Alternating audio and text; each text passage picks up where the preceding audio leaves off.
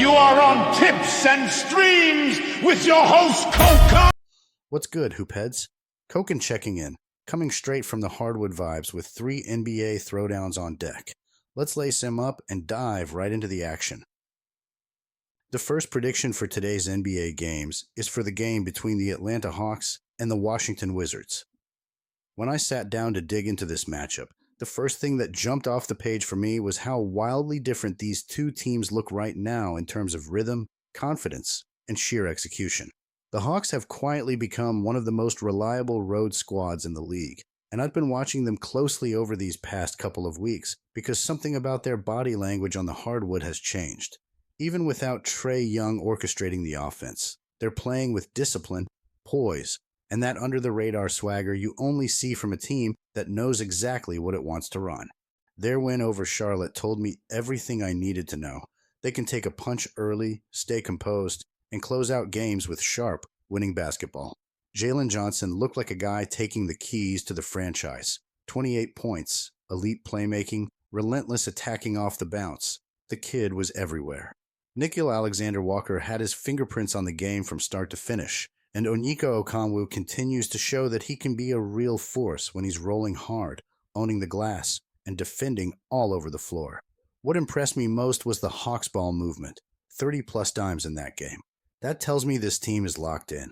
And then there's Washington.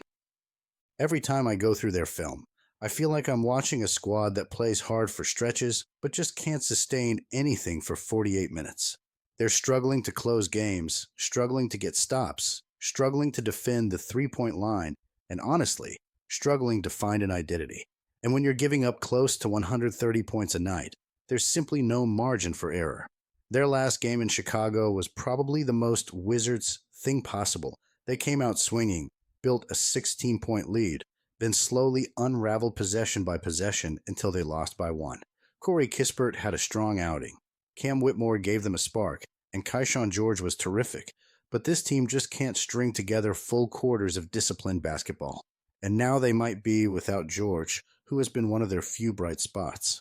Add in the fact that the Wizards have dropped 6 straight at home and haven't covered a single spread in their own building, and you see where I'm going with this. Meanwhile, the Hawks, they've been thriving on the road. 8 wins in 11 tries. Efficient offense, solid defense, sharp spacing, clean looks from the perimeter, better net rating, better poise, better everything. The injury reports don't tilt the scales much either. Atlanta is still steady even without Dante and Trae Young. And if Luke Kennard suits up, that spacing becomes even deadlier. Washington's potential absence of Bagley or George only makes their situation tougher. To me, this feels like a perfect take care of business game for Atlanta. The Wizards play fast, score in bursts, and then completely lose their defensive structure.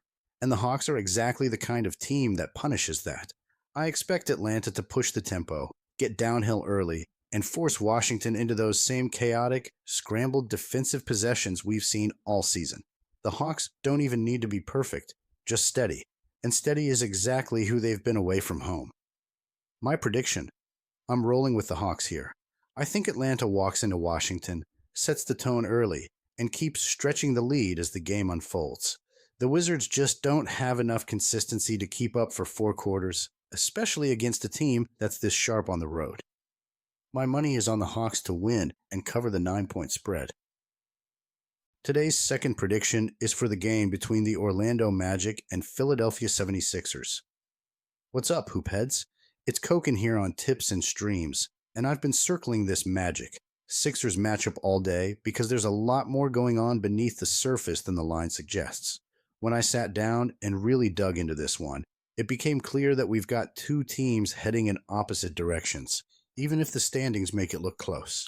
Let me start with Orlando, because I've been really impressed with the way they've been hooping lately. Even with Paolo Banchero and Moritz Wagner still sidelined, this group doesn't blink. They've won 6 of their last 8, and even though Boston lit them up last time out, that game said more about Boston's shooting heater than anything else. Orlando actually put up 129 on the road, and what I loved was how many guys stepped up.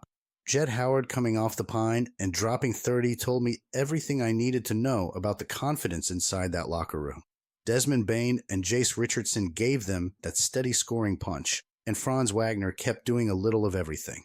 I've been tracking that kid since the summer, and he continues to grow into a legitimate go-to guy. Now, the Magic did get smoked early in that Celtics game, especially in transition, but that's not the identity this team usually plays with. They're normally tough, physical, and disciplined defensively. And when you look at the last 10 meetings between these two squads, Orlando has owned the Sixers. 7 wins in that stretch isn't a fluke. It's a matchup thing. Orlando's length, switching, and physicality tend to bother Philly. And speaking of Philly, man, that Heat loss exposed a lot. They gave up 72 points in the paint. 72. That's the kind of thing that tells me the rotations aren't sharp and the effort isn't there consistently. Andre Drummond, grabbing everything on the glass kept them alive, but everything else defensively was too loose. Miami got whatever they wanted. Rim runs, cuts, fast breaks, you name it. And this wasn't the first time the Sixers' interior has been an issue. Tyrese Maxey is hooping like a superstar, no doubt about it. The speed, the pull-ups, the poise, he's carrying this entire roster when Embiid sits. But that's the thing. This team absolutely needs Embiid to stabilize them defensively and provide half-court scoring. And once again, Joel is drifting on the injury report. Paul George and Maxey are both listed as probable. But even if they go, this team still looks like it's patching holes. What concerns me the most about Philadelphia is their consistency. They've alternated wins and losses for 9 straight games. They show flashes for a quarter, maybe half a game, then fade. Even in their last meeting with Orlando, they needed a monster night for Maxey just to pull away late.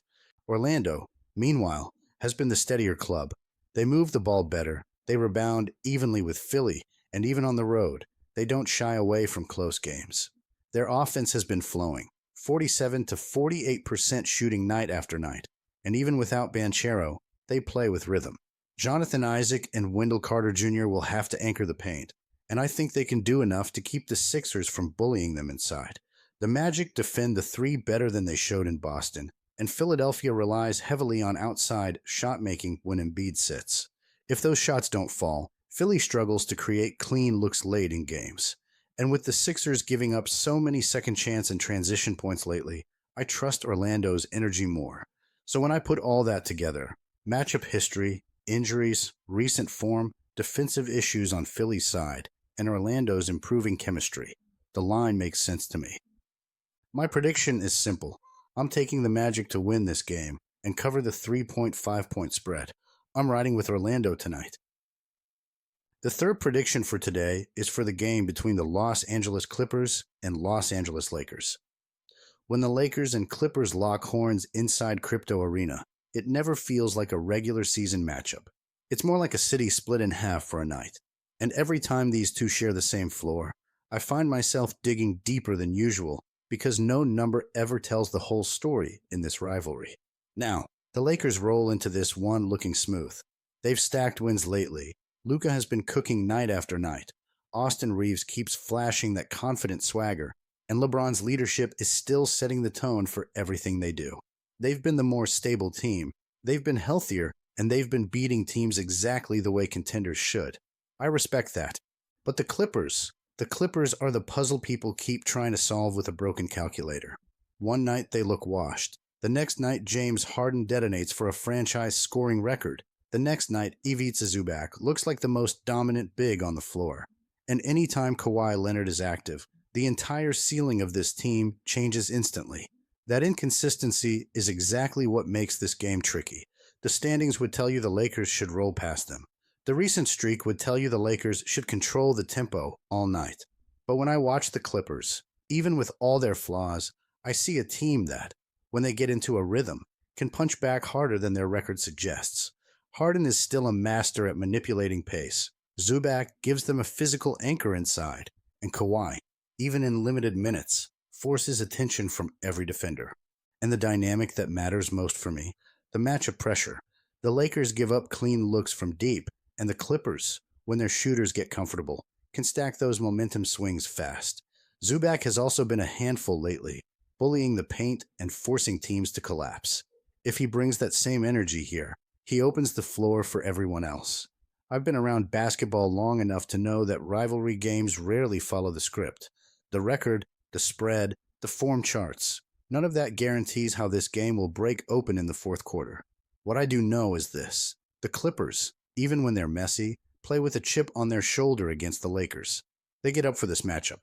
And with Kawhi back on the floor and Harden coming off a night where he was seeing the whole court cleanly, I expect this to be a tighter game than people think.